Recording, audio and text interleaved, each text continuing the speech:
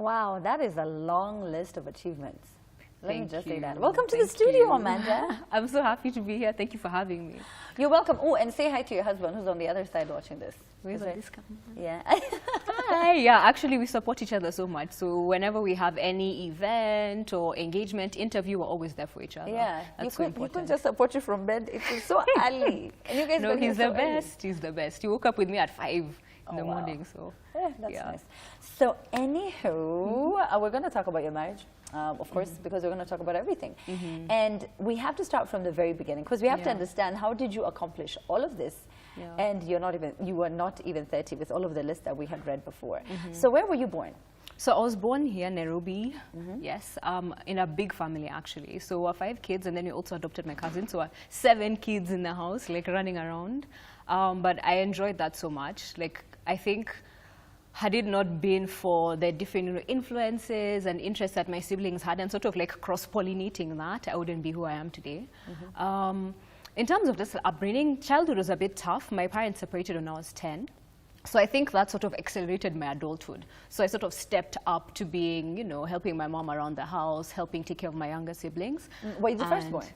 I'm technically the second-born, but my older brother is always saying I'm his big sister. So, so I ended up taking up more of a leadership role in the household at a young age, and I think that's sort of what spurred, you know, doing what I do, like in school, just trying to get the best grades possible, to make it easier for my mom, helping the kids with their homework. That's when I started cooking as well at a very young age. Oh, Yeah. because you had to cook for everybody else. Exactly. So it's just like, oh, you know, kids have come back from school, they need a snack. Yes. So at that time we had like no house help. We'd all do chores together. So I'd do the cooking, help allocate the chores for the other kids. And I think as much as someone would look back on it and say that's a traumatic experience, I take it as something that was character building and that was essential for me to get to where I am today. So what happened then was it's just any opportunity, even at that age, that I saw, I went for.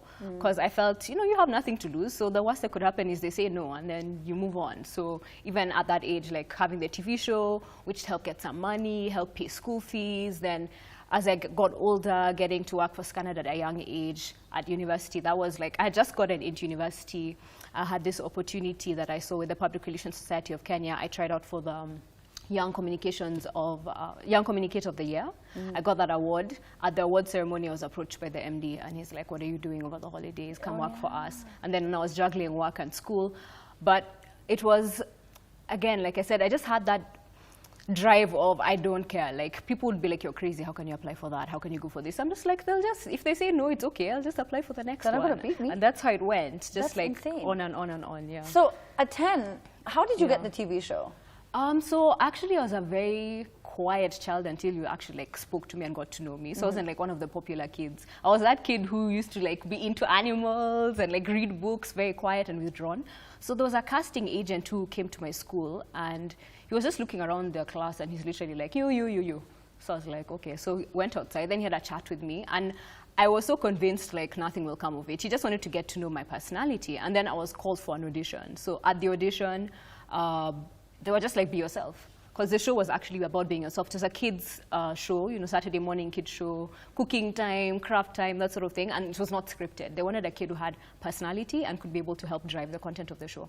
So that's how it happened. I went for the audition. I was just myself, chatting, sharing what I've read in books, just sharing my family, my quirkiness, I guess.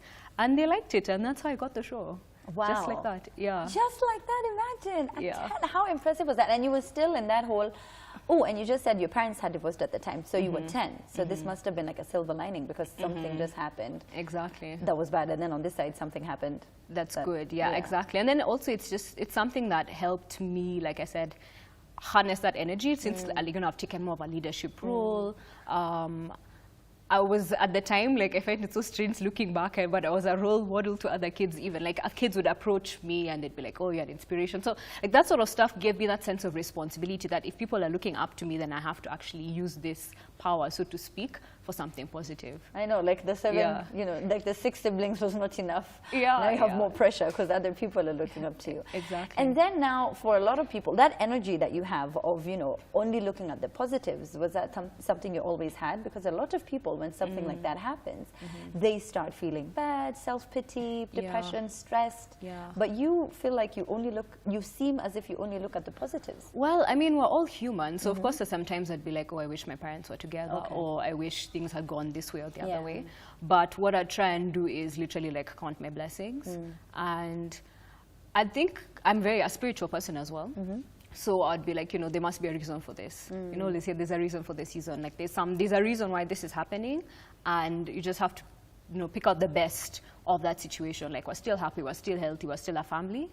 And that's what kept me going. But like I said, like any person goes through those moments of self-doubt or self-pity, it's absolutely normal. I don't think there's anyone on this planet who can say throughout their life they've been completely confident and happy, and no matter what happens, they just like stay positive. Exactly. So I wouldn't say that I was constantly in that place, but it did help to have these projects and everything else going on. Like for me, I'm one of those people, when I'm feeling down, I like to like channel that energy into something else. So I'm just like, I'm feeling down. You'll see me on those people. If I'm upset, I'll be like cleaning, or, you know, I just like have to be active as opposed to just like sitting and like thinking and wallowing in it. So to just get that energy out. Exactly. Where did you go to primary school? So I went to Loreto Convent Musongai. So despite what challenges my mother was having at the time, because like when my father left, he didn't really take much responsibility. It was all her, like it was all on her. Like I have so much respect for my mom. She always had this like utmost respect and I'd say utmost it was of utmost importance that we have a great education. So even if she was having whatever challenges, she always made sure we have to go to a good school. She made sure we go to private school. She made sure we're always in school. So primary school was there, and that's where I actually got that opportunity to get into the kids show, come to the Loreto Convent Musongai, and just like plucked me out of a class. And then I did the beginning of secondary school there, and then I shifted with a scholarship to an IGCSE school. So I went to Greensteads, then Millennium Academy. That's where I finished my O-levels. So yeah, I had that. I think that also helped shape me as well, because I believe the IGCSE education system helps you with critical thinking skills and making me like, develop cognitive abilities that go beyond just rote learning, just like cramming and regurgitating. So do you feel like that's how 844 is? I feel it was. I mean, I did that for primary school. Yeah, so I feel like it was a lot of cramming, just like, and then regurgitating facts. And I remember like after exams, I wouldn't remember anything, as opposed to IG where, I don't know, let's say for example, you're doing a history exam. It's not on which date this happened. It's more about, okay, so this happened. How would you analyze it? What are the causes? What are the effects? If you were in that situation, what would you have done differently? So that really made someone think more, as opposed to just cramming dates and facts. I remember when like exams would be postponed and I've crammed everything. I'm like, no. Exactly, just all trickles out of your head. It does. You need to like remove it immediately. And then there was what sports you did in high school, and what is the most craziest memory that you have of high school? Wow. So sports, I wasn't so sporty. In fact, I became more sporty after I left like university. Like I got into like Zumba and swimming, a lot of other things. But I used to play netball, and I used to play rounders. And I used to play a bit of hockey as well. And then in terms of the craziest memory, I would think it's back to like being overly ambitious. Like when I was 13 or 14, there was a school play. It was a musical. And I was like, I'm going to audition for the lead female role. Then all my friends were like, from nowhere, you like crazy. You've never even acted before. Yeah, I mean, I had done the show, but that wasn't really so much acting. It was like a talk show, but I was like, I want to do this. So I'm just like, I'm going to audition for the lead role. And then I was auditioning people who are like till year 13. We're basically people who are up to 18, 19 years old, and I'm 13, 14 at that time. So my friends were like, what? I mean, what do you, are you crazy? There's so many other people who have more experience than you. So I just said, I believe in this. And like I keep saying, the worst they could say is no. Say no. I have nothing to lose. Absolutely. So I auditioned and I got the role. Yeah. How shocked was everyone? Everyone was just like, what? I remember it was posted on the notice board. Everyone was crowded around, and I was just, people are just like, Amanda, you have to come and see this. I was just like, what? Yay! Yeah, and he did really well, because the school was based in Nakuru, so we actually did at the school. And then he did so well that the local Phoenix Theatre in Nakuru town, that like you have to come and run the play here. So that was just amazing at that age. So how did you not end up pursuing acting? It's like one of those things. Now, going back to parenting and our traditional African perceptions of like the arts. So when I finished high school, I got a scholarship to do visual arts like drawing and painting, because I do that as well, singing and drama. sing? Yeah, I sing as well. All right, so what don't you do? Are you just trying to make us feel like we don't do anything with our lives? Like, what are you talking? It's because like, of pursuing anything. I'm like, I, might I be able to do this thing? Let me just try it. So that's why I have a lot of interests. Yeah. So basically, I got that scholarship, and like when I went to my mom with it, she's like, arts, where are you going with this? She's like, nah, this is not a career. Like, I guess it's that traditional perception, which is, at least now it's changing. But at that time, it was like, oh, this is not something you can actually make a, a living out of.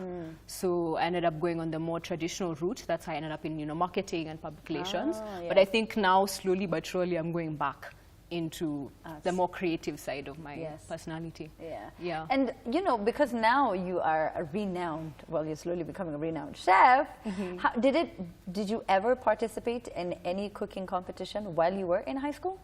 Was there anything that you did? I don't think there was any cooking competitions, but I used to love those bake sales or at church or events with the family. I'd always be cooking something. Like, I'd be baking, bringing cake, I'd be creating dishes. Like, I've always gotten into, I guess that's how I was channeling the creativity, because it's culinary arts after all. So that was an easy way to be able to continue to exercise that artistic side without per se going to the more traditionally perceived artistic pursuits. And didn't the teachers ever tell you, oh wait, stop, Amanda, don't focus so much on the arts or in acting or any creative, anything creative? Why don't you focus more on academics? Was that ever a discussion that you had? Because you're also quite smart. Yeah, so it depends on the school. So I think if for secondary, had I gone to an 844 school, I believe at the beginning, because I did do 844 in the beginning, they were more like, hey, let's focus on the hard sciences, don't waste your brains. Creatives are, then people who get lower grades, you have to take advantage of this potential you have. But when I got into an IG school, they're more about whatever makes you happy and whatever you are passionate about. So you can be all-rounded. Of course, they would still support me in doing the sciences, and I did do the sciences. I love biology and animals, and that's another story. But basically, they were just do what you feel is right for you. And if you have a talent in something, it's good to just nurture that. And if that's something you feel like perhaps you can make a career out of, as long as you're passionate about it and you do have a knack for it, then you can go very far. So you finished high school. What is this that you really wanted to do? At the point I finished high school, because I had just gotten that scholarship, I really wanted to go into the arts. So at that point, my mom was like, okay, now you have to go to university, and you're going to go to university locally. So she was like, okay, you can go to USI, you do something there. So I looked at the list of courses offered, and I'm like, okay, the only thing that makes sense to me here, because I love learning more about human beings and why they are the way they are, is psychology. So I actually got into psychology. So while I was doing psychology, as usual, having many interests, I started to write for the university newspaper. And then through that, I got introduced to the patron, who was the head of the journalism school. So he's like, you have a really good, writing voice. He's like, why don't you take a few courses as a minor in public relations and marketing? So I was like, okay, I'll do that. And then he's the one who said, by the way, there's this competition, the Young Communicator of the Year with the Public Relations Society of Kenya. Why don't you enter? That time I was 18, actually. So all you had done at that point was just write articles? Yeah, I was writing articles. I had done the show when I was a kid, obviously. That was journalistic. No, but so for you, this is journalistic as it gets. So you've written this article. This is I like how you write. Exactly. So it was only for writers?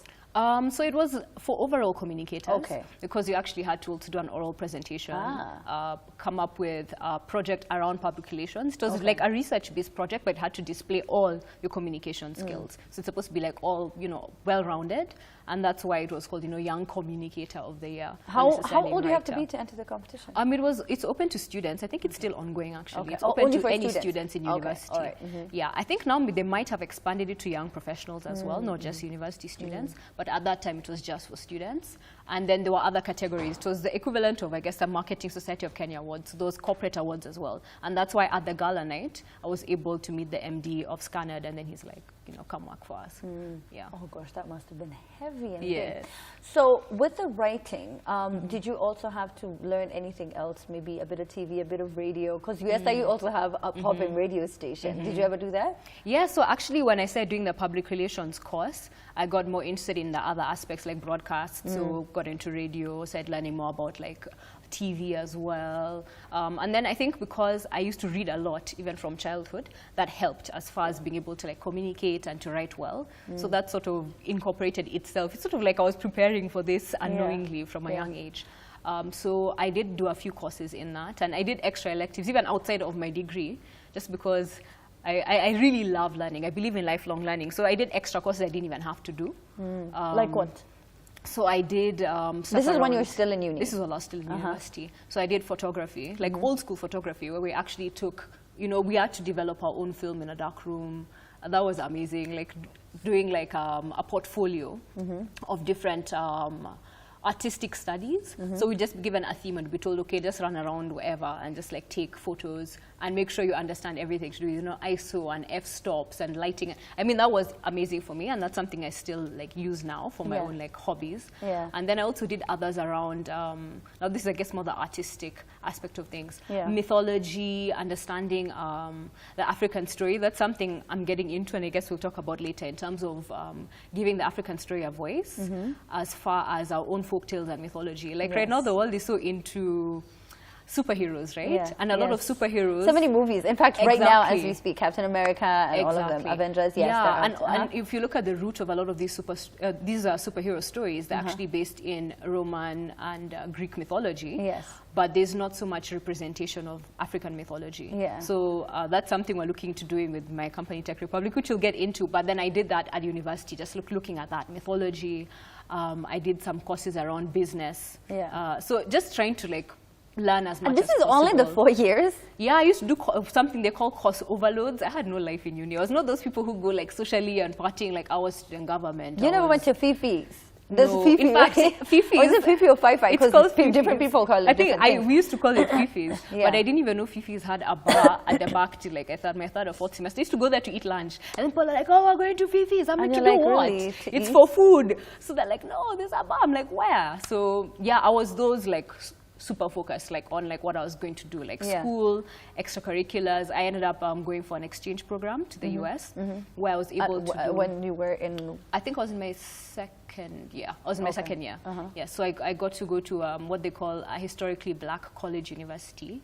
Oh, wow. Yeah, I thought I was going there to go meet, you know, the Obamas. Like, this is where someone like, from the Black Panther. Exactly, something. yeah. Like, I was like, you know, I'm more into this whole hip-hop culture. So it's like, I want to see what the other side, the flip side is of the black community. So I went there. It was interesting. It was unexpected. Like, the academic side of it was very interesting for me, like with the professors and getting like a more international perspective. But socially, it was literally like the hip-hop culture. Like, it's like I walked into a music video. I was like, what is this? Everyone cussing. Yeah, they're like, oh, they used to call me African Shawty. African Shawty? African Shawty. But it was fun. It was interesting. And the guys, all of them, the chicks, you know, their dressing, because, you know, hip-hop, the culture is with the dressing, how they talk and how they walk. It's very... They had that swag. Exactly. Yeah, it was interesting. But, I mean, for me, it was upsetting in a sense, because I was like, I thought I'd go and meet just a bunch of Obamas and Michelle and Baracks, that sort of thing. But... I mean, it was still it was a great learning experience as far as even understanding what America perceives Africa as. Like, the kind of questions that we asked were like ridiculous. Oh my gosh, what did they ask you? Did you walk here? Yeah, they're like, did you come by canoe? They're like, how come your English is so good? Then I would joke just to see if they would believe me. So I was like, oh, I'm a princess. They'd be like, really? They'd believe everything. Oh like, my I used to ride a zebra to school. I have a pet lion. Like, I live in a tree house. Like, the ignorance there is like, serious, like, really. And they really believed you? Yeah, they So did, what did you come up, like, what's the name of your kingdom, your fake kingdom? Oh, I said my kingdom stretches from Mombasa to Kinshasa. Like, I just said anything, like, and whatever. Just like, and they just believe it. They're like, oh my gosh, dude, come see her, so she's cool. a princess. And then, it was so funny. There was a time there was, like, a bit of bullying that would take place. So some of these guys were very thugged out. Like, in, you know, vest wife beaters, they'd be like, hey, shorty, I need the answers for the exam. So I'd just be like, I'm going to put a spell on you, Juju. Then they'd get scared. They'd actually freak out. And they think you're going to put a juju on them. They'd be like, oh, this African girl, like, she's so scary. African but it was interesting. I had a really great time learning, like I said, about just, I got to travel a bit. I got to go to New York. I went to Broadway and saw a play. During that time? Yeah, during that time. When is that? That was, gosh, do I remember which year it was? This moved was my second year. So that was probably like 2006. Okay. Yeah, it was 2006. So I got to see the Color Purple on Broadway. That was amazing. Oh, wow. Yeah, I got to go Was to it Times Oprah, right? Square. Yeah, that Did it was have Oprah Oprah? was the Yeah. producer of the show. I Yeah. don't think she was starring the show at the time, but Yeah. Broadway generally, it's just like, it's an amazing experience. So that was good. Yeah. Like, I had a great time. And every single step in your life, you keep saying that I learned this and I learned that. So there's always something you're learning, there's always something you're taking in. So you come back, now, third year, fourth year, are there any other Exactly. courses that you took? So third year, fourth year, I was trying to like finish up because I'm Alright. just like, I need to go. And at that time, I think actually just before I went to the US, I was applying for internships at the UN because I was like, I have to get into the UN. I don't know how people get in. I don't know if it's through connections. I don't have any connections. I'm Very just gonna true, apply. they say that. Yeah, so I literally went on Google. I'm like, UN internship. So I think I applied for about 10 to 15 of them. Okay. And Yeah. why did you want to get into the UN? Because I had this perception that the UN is the largest NGO. It is the largest It is, NGO. it is. And that I would change the world through the UN. I'm just like, I want to make the world a better place. Where's the place I'll be able to have the most impact? So I was like, okay, I must get into the How UN. old are you at the time? At that time, I was 20. Okay. Yeah. So I applied for all these internships, went to the US and came back. So I had back from there were a few rejections. I'm just like, oh, okay. Some, they were just quiet. So I was like, okay, I just have to just like keep on. So just pushing, kept applying. And then I think around April of my last year, that was in 2007, I got Yeah. a call, a no number. It's like, what is this? I don't know. I pick up. It's a call from Rome. Yeah, the World Food Program, the United Nations World Food Program. They're like, oh, we received your application. We're interested in you coming to work for us. It'll start as an internship and then it'll convert into a permanent position. Are you interested? I'm just like, of course. Like, what do you mean? At 20? Now, are you done I with school at this I had point? just turned 21. I was about to finish school. I was Okay. getting into my last semester. Yeah.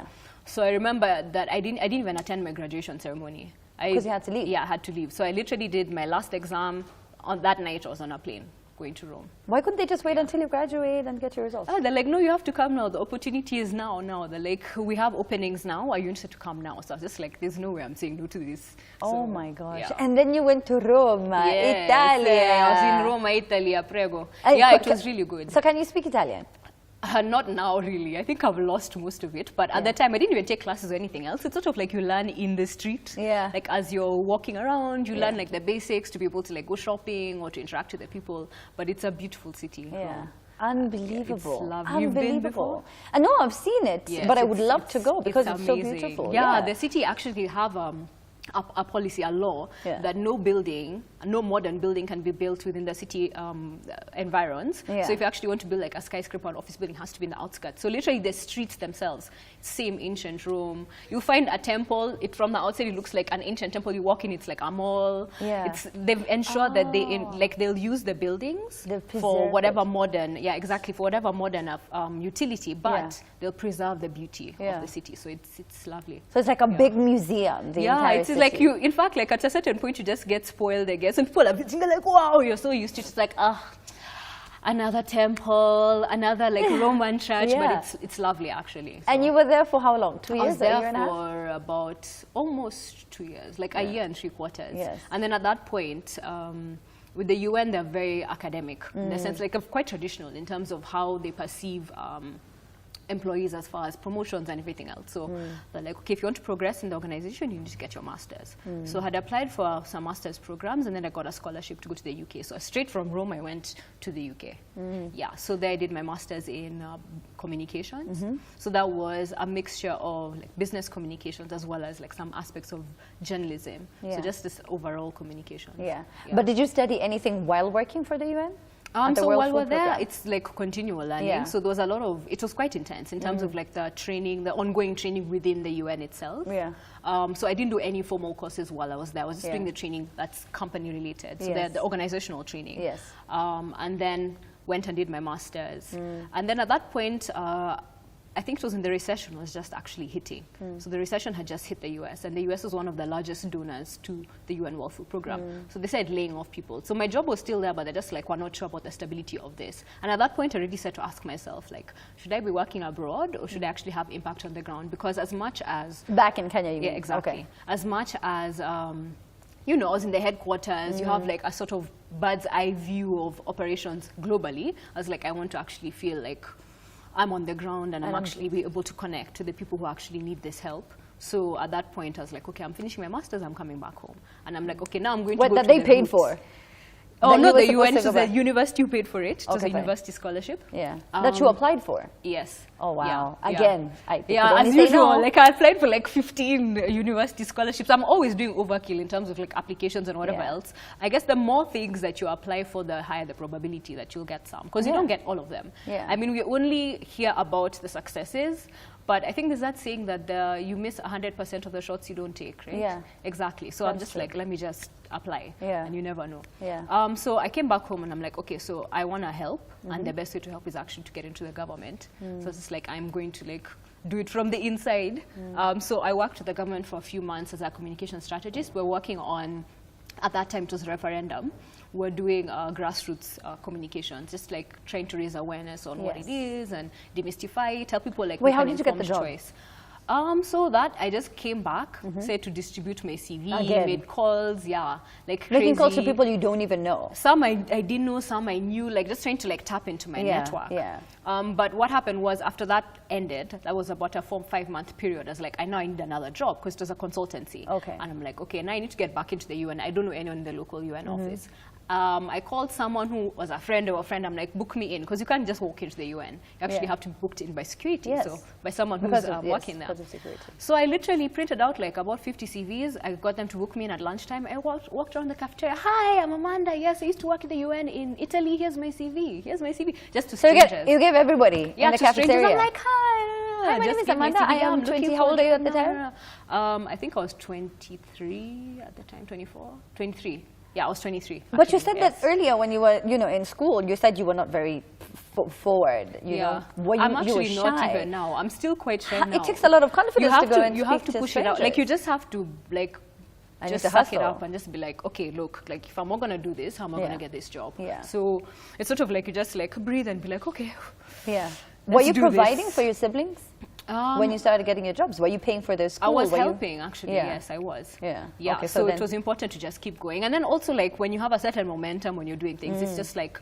And because, like I said, I'm a person who's like very active. I like to keep busy. I like to keep learning. I'm like, I can't just sit. Said, yeah. So you go. So yeah, and hi, I'm like, I don't know how I'm Amanda. gonna do this, because I sent emails out and I'm like, people don't respond to this. Yeah. Most of the time when people actually get jobs, like I think they say about 60 to 80% of the time it's through networks like or referrals. It's very true. Yeah, so I was just like, okay, I have to do this. So I literally went. People were shocked. They're not offended per se. I think they were I just know. shocked. They're like, Yeah. hey, okay. This has never happened. Thanks. Okay. Yeah, so through that I was actually able to get the position at UN. Was So you did get a Yeah, call back. I did. I From did get a one call back. person. I got a call back from several people. Yeah.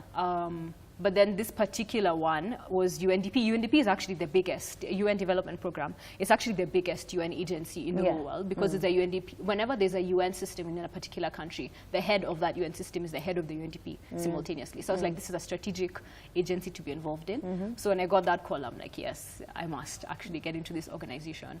And it was an enjoyable experience.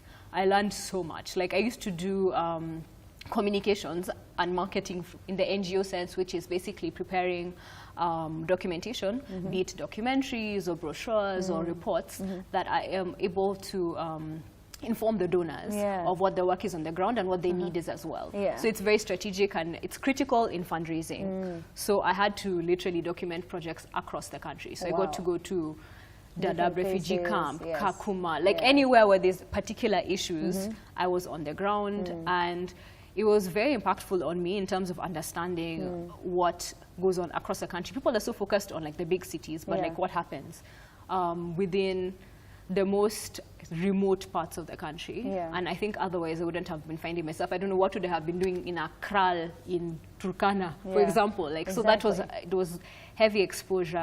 I really enjoyed that experience. I also had a great boss. He was such an amazing mentor. Even Yeah. till today, like we were still in contact, and Yeah. I'm always letting him know what's going on. So Yeah. that was a great experience. But it reached a point where I was like, okay, Now I need to move. yeah, I need to move. Yes, Amanda the nomad. Exactly. So I'm just like, this is international civil service, but I've never been in the corporate world. Yeah. And, civil service always has its bureaucracies and things can move a bit slower. So I'm just like, if I want to be It takes so long to get one decision. exactly. Yeah. And then now you decide, I want to go to corporate. Exactly. So I'm just Okay. like, I have to go to corporate. So I'm like, if I was in the biggest NGO, then I have to be in arguably one of the biggest corporates. I'm just like, which one now? So I'm just like, oh, let's look. Google, like, I made a list. So I Of was just Google? like, yeah, see, I told you, You like, started just, large. you have to just like go for Yeah. it. And then again, I don't have any connections. I'm just like, okay, what do I do? So I had a LinkedIn profile. And on LinkedIn, there's several groups. You know, like there was a group called, I think it was called the Kenya Communications and Marketing Association, something like that. So I went on the group, and then usually recruiters sometimes come and post, like, if you're interested in X Yes. job. So a recruiter from Google, and Google actually does recruitment from the UK. They don't have recruitment on the Yeah. continent. So she just came and wrote, you know, anyone interested in communications and marketing jobs, just, you know, write a reply to this, and I'll look at your profile. No one replied. I think people were just like, oh gosh, it's Google, this is scary. So I just went there, okay, you know, I'm under the usual, like, oh, hey, hi, just check out my profile. If you like it, you can talk. So she responded, she's like, she checked it out. Then she sent me a message. She's like, send me your number. So then she called me. She's like, can we have an interview? So I was like, hey, okay. This is fast. Yeah, I'm just like, this is really fast. But then it took a while. It was like 6 months and 10 interviews. 10 interviews. Yes, But you 10 finally got the interviews. job. Yes, That exactly. is crazy. So from Google, where did you go? From after Google. Yeah. So after Google, actually within Google, first of all, like they encourage a very like entrepreneurial spirit. Yeah. So I learned a lot there that I was like, okay, when I leave here, Yeah. after doing the UN and after doing Google, I'm Yes. not going to another corporate. I have to Yeah. go and do my own thing. Yeah. So I actually left Google in mid 2014. Yes. First, I took some time off. It was such an intense experience. I'm just like, I need to take some time off and just like, you know, rest a bit and Actually, I reflect haven't on heard you everything else. once say that you rested. Not really, no. Like even, I think at Google, the longest period of time I took off was like for my wedding and my honeymoon. That's like it. Like, Jeez. and that was like, in total, I think 1.5 weeks. Oh my god. So wait, did you meet your husband at Google? No, I met him while I was still at university when I was 18, no 19 actually. We met from a mutual friend. And it was online, it was so random. She was chatting with him, they were friends in high school. And then she's like, I need to go do something, I'm gonna just talk to this guy. So we started talking. And then now after it's like, oh, like, we can add each other on chat. That was MSN chat, whoever knows what that is. The kids of today have no clue what that They're is. like, but- what are you talking about? Is that WhatsApp? like, what is that? Yeah, but then we started chatting on MSN chat, and then Yeah. we were friends for a while, for like about 3 years, and then we started dating when I was 22. So that was the time I was actually in Italy, Yeah. and he was in Germany doing. You started long distance. Yeah. Oh my god. So, but it was it's not so long because I was in Italy and then I was in the UK, so it wasn't that bad. Okay. So we'd like visit each other between Italy and Germany, or rather, actually, that was not Italy; it was England. Yes. That was the time I was doing my masters Yeah. between England and Germany, so that wasn't so bad. Yeah. But then I came back to Kenya, and then we had to do long distance for a year. Kenya, Germany, that was tough. But Yeah. I think once you go through long distance, like you can withstand like anything. Anything, Because that's yeah. like a very trying time for Yeah. us. It was quite challenging, but Yeah. we pulled through. So. Yeah. Is it Yeah. just as focused on education as you are? In terms of like being Yeah, like addicted reading to all education. the time. Yeah. So he's done up to master's level. He has a master of engineering in informatics. Like he's a software geek. And as much as he won't admit it, because he doesn't have like, he won't go to school and get like a formal certificate, but he's Yeah. always online doing like tutorials and learning Yeah. new things. And Yeah. he's all about improving his skills continuously, especially Yeah. if you're in the IT or the software sector. Yes. Yes. Technology can be obsolete so quickly. So Yeah, if you actually it's very like true. learn and then you're like, I'm done, you'll find yourself out of work. Because constantly people are coming up with things every single day. Exactly. It's So tough. as much as he doesn't necessarily like enroll in a school, because like Yeah. I'm always enrolling on courses, Yeah. he's always like continuously learning as well. Yeah, as Yeah. well, because his industry, especially his field, is constantly changing every Exactly. other day. So how Yeah. did you end up getting an MIT certification? So that's actually, again, going online and just And being just able to searching. sign up for these courses. And then MIT had actually started a new range of courses within the Yeah. entrepreneurial space. Yes. And of course, they're very much known for being science-oriented Of and course. tech-oriented. So I was like, okay, it'll be interesting to see what it's like to have Was that through him? that perspective. Through my husband. Yes. No, actually, it was through something that I had seen while I was still at Google. Okay. Yeah, so that they, again, it's very interesting because they're tech-based and very like science-oriented, but this course gives sort of both sides of the coin. Like they're talking about entrepreneurship and identifying your customer and understanding how to create products that are effective, but making sure that it's informed by the customer. Yeah. All right. Yeah. I'm being told how we're running out of time, and I have so many questions to ask. Why? Wow. Okay, fine. So then there is. All right. I have to now balance my questions because there's so many. When you said about talking about. Just talking in my ear. When you talk about mythology, African mythology, what's that about? Okay, so briefly, basically, Amanda, we're out of time. Yeah, I know, very quickly. So after I left Google, I started two organizations. So one is Amanda's Kitchen, so that focuses on my culinary passions and getting into food media, taking advantage of self-publishing on YouTube, writing a book, just raising awareness on African food, healthy food. That's something that's very important in Kenya. And then just also sharing a bit about myself and just like getting to know me as a person.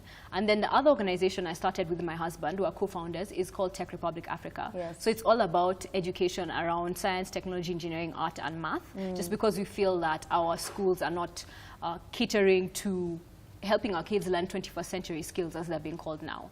And then within that sphere, something that's very important within the arts and also technology, because now they're converging, is creating game-based learning tools. I mean, gaming is huge now. We're hearing all about how technology is progressing into things like immersive technology and like virtual reality and that sort of thing. Yeah, you see them, right? Yes. With the gears, especially exactly. like with Samsung. So for us, we're looking at creating Afrocentric games, but at the same time bringing in certain aspects of like African mythology or the African story. Okay. So you can imagine, let's say you're going to teach a kid about history, the history of Kenya, and you're going to teach them about, I don't know, the Mau Mau, for example. Instead of them reading a very blunt story from a textbook, imagine them playing an immersive game where they'll be able to see this.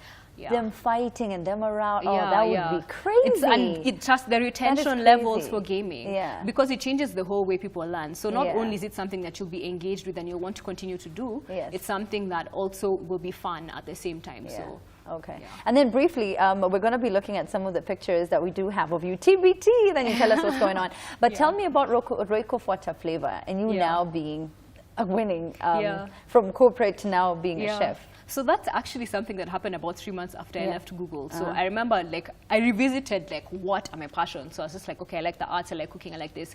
So when this opportunity came up, I'm just like, okay, as usual, I'm like, okay, I have to go for this. I had missed the auditions in Nairobi and Mombasa. So I was like, I took a bus to Kisumu to actually audition for it. What? So I was just like, I have to do this. I'm just like, okay. Did they not have auditions in Nairobi? This. They did, but on that day, I missed them because I was like, I was engaged in something else. So I was just like, okay, this is my last chance. So I actually just took a bus to Kisumu. I was the first person to audition. I stayed in the hotel where the auditions were taking place.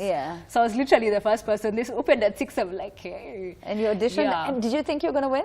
I didn't think I was going to win. I thought it would be something that I'd get into and it might be something that's fun to do. Especially because the final round was against a professional chef. Like this guy had, I think, 8 to 10 years experience as a professional chef. And he just knew how to cook at home. Exactly. For me, it's just like cooking at home, trying flambing things. He had like techniques. It's like, oh, you need to smoke the fish and do rami. I'm just there. Just like in the oven, in the pan. Exactly.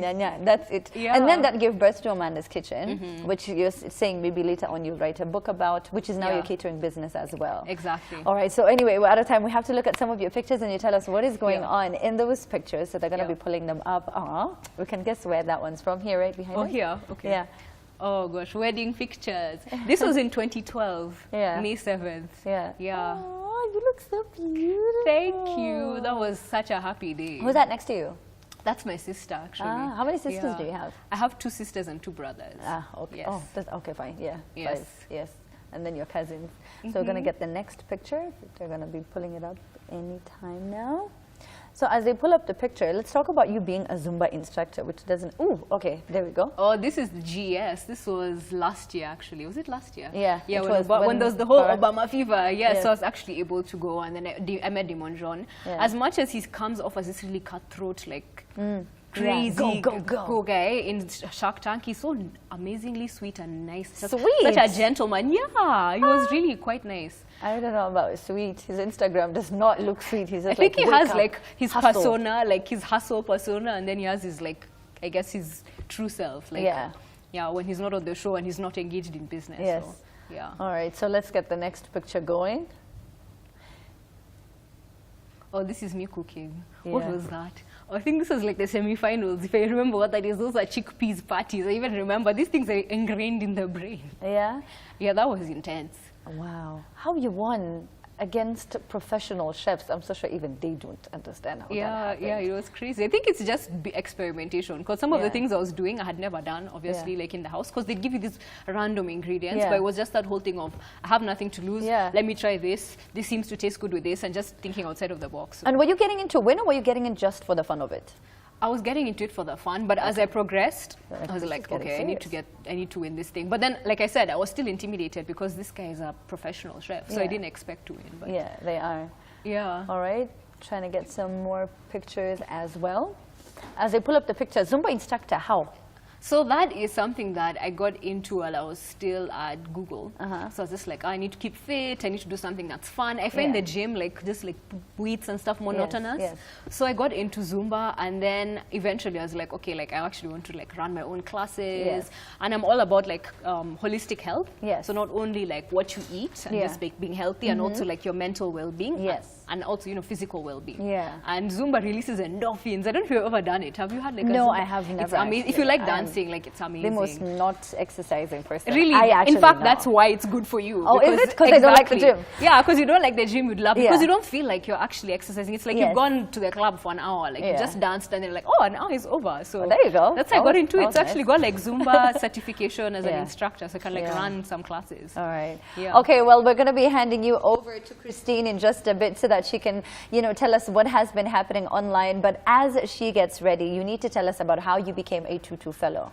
Oh, wow. Okay, so Tutu Fellowship, that's something I just came back from 3 weeks ago. I got to Yeah. meet Desmond Tutu, Yeah. and that was an amazing experience. So I was there alongside about Yeah. 23 other African Yes, leaders yes. from across the continent, Yes. and we're discussing how within our different sectors and fields we can make a difference in Africa. yeah. And that's a nomination only program, so I had the privilege and the honor to be nominated for that, and it's amazing. It's still ongoing. We're going to be going to Oxford University to complete the program in September. wow. So I'm really excited about that. And you're not Yeah. even stopping. How old are you now? I just turned 30. Just Recently. I need a moment. That's a lot. You've done quite a bit, Amanda. Thank you. And, can you Thank just you look so in the much. screen? Which camera will she camera look will I into? look This one. Just look into This that camera. camera. You have achieved way too much. There's so many people who feel like they need to be doing something. What are they doing wrong? How can you inspire them? So what I'd say is, as much as you feel scared, and everyone always feels scared, don't think that because I've done these things, I'm always like fearless. Whenever you feel that fear, just swallow the fear and do it anyway. Just go Okay. for it. All right. Carpe diem, seize the day. Okay. Do you feel Yeah. like you've achieved everything you wanted to achieve in life? No. Do you feel like I have at to do 30 you've more. done enough in terms of you're proud of yourself at 30? I think I've done a good job, but I think I'm those people who are just like, who always want to do more. Okay. So That's- I'm excited to keep going. All right, but I think you've Yeah. achieved quite a bit. So many people are so envious, but you could just go and try to make a difference and go and try and make your life just as nice. Those achievements, I love them. That's what we do here in K24 Alpha G. We just talk about inspiring people, bring on inspiring people to inspire you.